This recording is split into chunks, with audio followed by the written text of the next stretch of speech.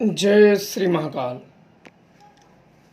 आपने एक जन ने पूछा है, अरविंद सिंह हैं। प्रणाम गुरुजी, जय महाशमशान काली।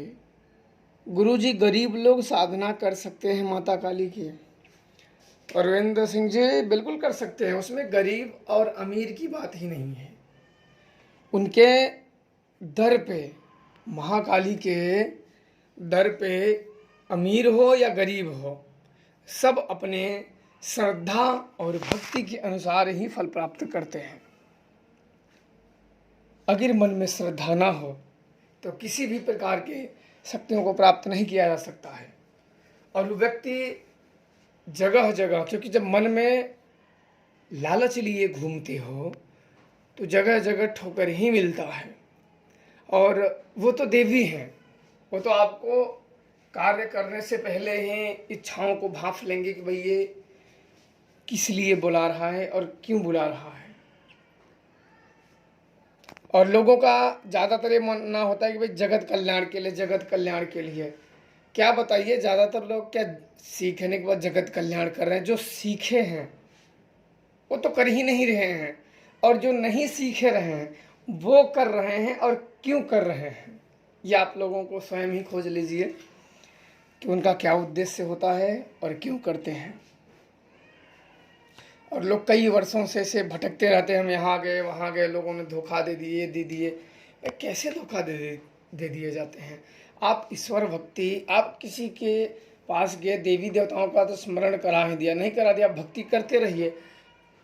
वही ईश्वर किसी न किसी माध्यम से आपको गुरु देंगे और गुरु मिलेंगे। जब हमारे इरादे बुलंद हो तो कोई भी बाधा हमारे मार्ग में नहीं आ सकती, पर इरादे बुलंद होने चाहिए। जब शक्तियां प्राप्त करते हो तो एक परीक्षण देना होता है, वो किसी भी प्रकार के परीक्षण हो सकते हैं। इसके बाद शक्तियां प्राप्त हो जाती हैं और फिर उसी शक्तियों से धीरे धीरे ज्ञान की प्राप्ति होती है। बाहर जितना खोजोगे उतना ही भटकोगे। इसलिए अरविंद ध्यान रखना, कोई भी देवी की पूजा कर सकता है, उनके कृपा का पात्र बन सकता है। अरविंद सिंह ही है, कोई भी उनकी पूजा कर सकता है, कोई भी उनकी आराधना कर सकता है, कोई भी उन्हें प्रसन्न कर सकता है। पर जिसका मन साफ नहीं, वो कुछ नहीं कर सकता है। और मन मैल व्यक्ति सदैव भटकता रहता है, वो सदैव अपनी इच्छाओं के अधीन, अपने लालचों के अधीन वो भटकता रहता है। अच्छे गुरु की खोज में पहले तुम तो अच्छा बन जाओ। गुरु का काम होता है ज्ञान देना, और गुरु तुम खोजने मत चलो, क्योंकि ईश्वर या शक्तिशाली तुम नहीं हो। ईश्वर से सिर्फ तुम प्रार्थना करो, वो स्वयं ही आपके लिए जो उचित होंगे।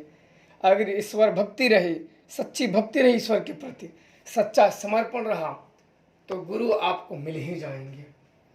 और निष्कपट होनी चाहिए भक्ति, और जिनके अंदर कपट की भावना हो उनको मिल के भी दूर हो जाते हैं।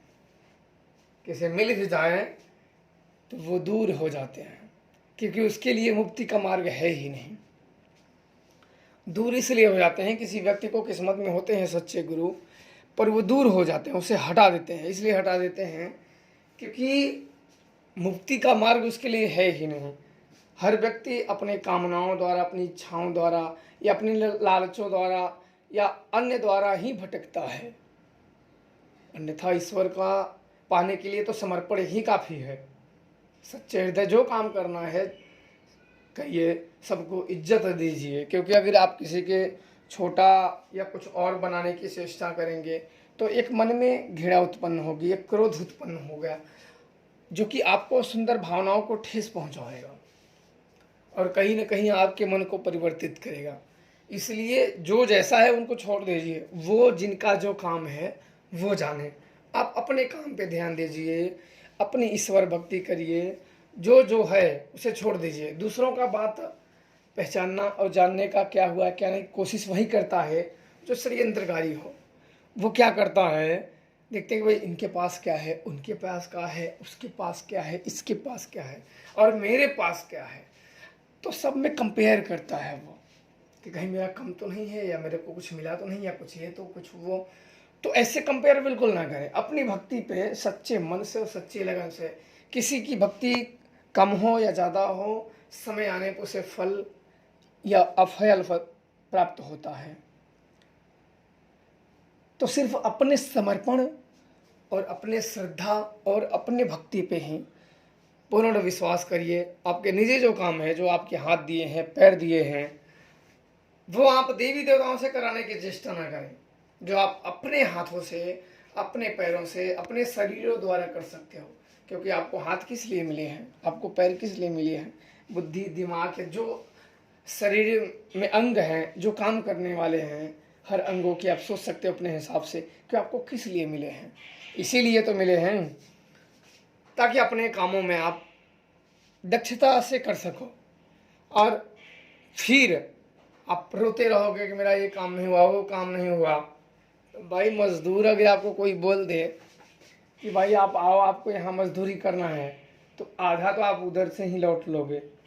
ज़्यादातर समस्या नहीं सफल होने का कारण यही होता है। लोग गुरु को बोलते हैं, दरअसल दोष उन्हीं में होता है। गुरु को जो गुरु बनाते हैं, तो भाई उसमें कुछ आप देखे हो तभी तो गए हो। तो आप तो सर्वप्रथम किसी को गुरु बनाने जाते हैं तो लालच बस ही जाते हो ना, उसके ज्ञान को या शक्तियों का, या किसी के बारे में सुनते हो, फिर आपके अंदर वो भावनाएं आती है कि हमें भी ये चाहिए। फिर आप जाते हो, फिर वो मेहनत करने की पारी आती है, तो भाई ये हो गया, वो हो गया, मैंने ये दिया, शक्तियाँ नहीं मिली। तो ऐसे नहीं प्राप्त होता है। शक्तियाँ होती हैं। शक्तियाँ अपने सच्चे मन, सच्ची श्रद्धा और सच्ची भक्ति से प्राप्त की जाती है। और अगर सच्ची श्रद्धा, सच्ची भक्ति या सच्चा मन नहीं है तो कोई भी शक्तियाँ नहीं मिलेंगी। और मिलेगा भी तो भूत मिल जाएंगे, जो ऐसे लोगों को तलाशते रहते हैं और ऐसे लोगों के जरिए वो भी अपनी इच्छाओं की पूर्ति कर सके। वो इसलिए मिलते हैं कि ऐसे लोगों से वो भी अपनी इच्छा पूर्ति कर सकें और अपने जो अंदर पाप है, दुर्गुण है, वो इनके द्वारा पूर्ति कर सके। तो सर्वप्रथम इन्हें जल्दी मिल जाते हैं और ये इनके माइंड को अपने काबू में कर लेते हैं, अपने काबू में कर लेते हैं। और तब इनके साथ वो दुर्व्यवहार या अपनी इच्छाओं की पूर्ति करवाते रहते हैं। फिर ये देखो कि फिर कहाँ से कहाँ भटकते रहते हैं ये अपने कामों में। क्योंकि भूत प्रेत या दुष्ट शक्तियाँ दुर्गुणी लोगों को ही ढूंढती हैं।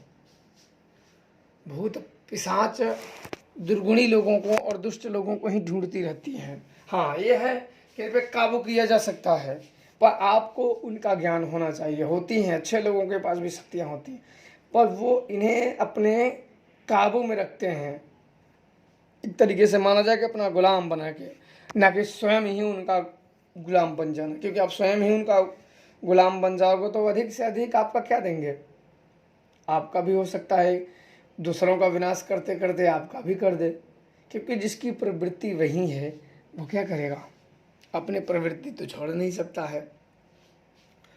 तो सदैव ध्यान रखिए, जब तक कुछ जानकारी थोड़ी बहुत ना हो, बिना मतलब के ना जाएं। क्योंकि आजकल के ज़माने में भाई सामने वाला तो शत्रु दिख नहीं रहा है, ये आपको क्लियर है। सामने वाला जो शत्रु है आपको तो समझ में नहीं आ रहा है। तो फिर अदृश्य शक्तियों में अगर बहुत पिशाच या अन्य शक्तियाँ आपकी शत्रु बन गई तो आप सोचो कि तब आप उनसे कैसे बच सकते हो।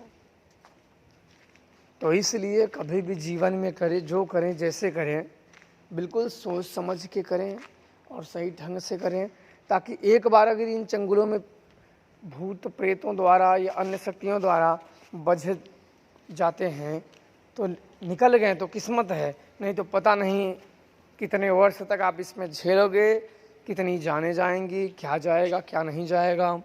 लोग फंस जाते हैं। इसलिए जो करें सोच समझ के ही करें, ताकि दूसरे को आप दोष ना दें। क्योंकि ये बिना दिखने वाले लोग होते हैं और बिना दिखने वाले आत्माएं होती हैं। ऐसा नहीं कि नहीं होती हैं, होती हैं। आपको यही जान लीजिए कि आत्मा 100 लोग अगर पूजा करें तो उसमें से 25 लोगों को सिद्धियां प्राप्त हो जाती है, क्योंकि 100 लोगों में से 20-25 लोग मन के साफ भी होते हैं, सब गंदे मैले कुचैले नहीं होते हैं, उनको प्राप्त हो जाती है। जो बिल्कुल एकदम मन का मलिन हो, जो बिल्कुल दुष्चरित्र हो, जो बिल्कुल दुष्टता के चरम सीमा पे जाके बैठा हो और अपनी दुष्टता के सारी हदें पार कर दी हो, उसे किसी भी प्रकार के अनुभव नहीं होते हैं। और जो भी ऐसे लोगों के संपर्क में या ऐसे लोगों के छत्र छाया में रहता है, तो वैसे लोगों को वही प्राप्त होता है। गुरु के पास रहोगे तो ज्ञान प्राप्त होगा, दुष्ट लोगों के पास रहोगे तो षड्यंत्र प्राप्त होगा, जैसे कि छाँव में बैठोगे वही प्राप्त होगा। तो हमारे हाथ में होता है कि हमें परिस्थिति में कैसा चुनना चाहिए, कैसा नहीं, वैसे आप लोग करिए और बिल्कुल खुश रहिए। जय श्री महाकाल।